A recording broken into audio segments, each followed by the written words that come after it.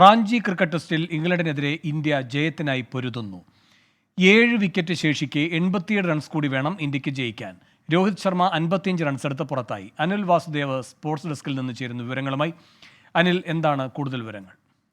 വേണു, ഈ Ranchi cricket test ഒരു ആവേശകരമായ നിലയിലേക്ക് നീങ്ങിക്കൊണ്ടിരിക്കുകയാണ്. 7 വിക്കറ്റ് ശേഷിക്ക് ഇന്ത്യക്ക് ഇപ്പോൾ 77 റൺസ് കൂടിയാണ് വേണ്ടത്. ആകെ 192 റൺസ് എന്ന വിജയലക്ഷ്യത്തിലേക്കാണ് ഇന്ത്യ ബാറ്റ് എടുത്തത്. വളരെ കംഫർട്ടബിളായ രീതിയിൽ ഒരു ഡ്രൈവിംഗ് സീറ്റിൽ ആയിരുന്നു ഇന്ത്യ. പക്ഷേ ഇന്ത്യക്ക് ഈ സെഷനിൽ ഒരു 3 വിക്കറ്റ് നഷ്ടമായി. യശസ്വി ജയ്സ്വാളാണ് ആദ്യം പുറത്തായത്. അതിനുശേഷം ക്യാപ്റ്റൻ രോഹിത് ശർമ്മ 55 റൺസ് എടുത്തു. അദ്ദേഹവും വിക്കറ്റ് സ്റ്റെപ്പ് ഔട്ട് ചെയ്ത് കളിക്കാനുള്ള ഒരു ശ്രമത്തിനിടെയാണ് പുറത്തായത്. ഇപ്പോൾ രജത് പാട്ടീദാർ അദ്ദേഹം 0-ന് പുറത്തായി.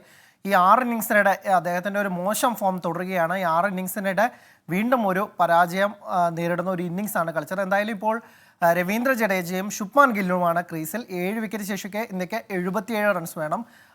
ഇപ്പോൾ ഫസ്റ്റ് സെഷൻ മാത്രമായിട്ടേ ഉള്ളൂ. ഇനി ഈ ദിവസം 2 സെഷനുണ്ട്, നാളെ ഒരു ഡേ ഫുള്ളുമുണ്ട്.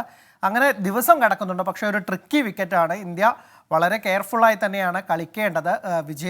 ഈ ജയം നേടുകയാണെങ്കിൽ ഇന്ത്യക്ക് പരമ്പര സ്വന്തമാക്കാം. പക്ഷേ ഇംഗ്ലണ്ട് ഇപ്പോഴും ഇന്ത്യയെ ഒരു പ്രതിരോധത്തിലാക്കി ഇന്ത്യയുടെ വിജയം തടയാനുള്ള ശ്രമത്തിലാണ്. എന്തും സംഭവിക്കാം എന്ന തരത്തിൽ തന്നെയാണ് ഇപ്പോഴും മത്സരം പോകുന്നത്. എന്തായാലും ഇന്ത്യയുടെ വരുന്ന ബാറ്റർമാർ ധ്രുവ ജുറലും സർഫ്രാസ് ഖാനും അടക്കമുള്ള ബാറ്റർമാർ, ഒപ്പം തന്നെ രവീന്ദ്ര ജഡേജയും ഗില്ലുമുള്ള ഇപ്പോൾ ക്രീസിലുള്ളവരും ഇന്ത്യയെ ജയത്തിലേക്ക് നയിക്കുമെന്ന് തന്നെ നമുക്ക് പ്രതീക്ഷിക്കാം. ശരി, അനിൽ വാസുദേവാണ് സ്പോർട്സ് ഡെസ്കിൽ നിന്നും ചേർന്നത്.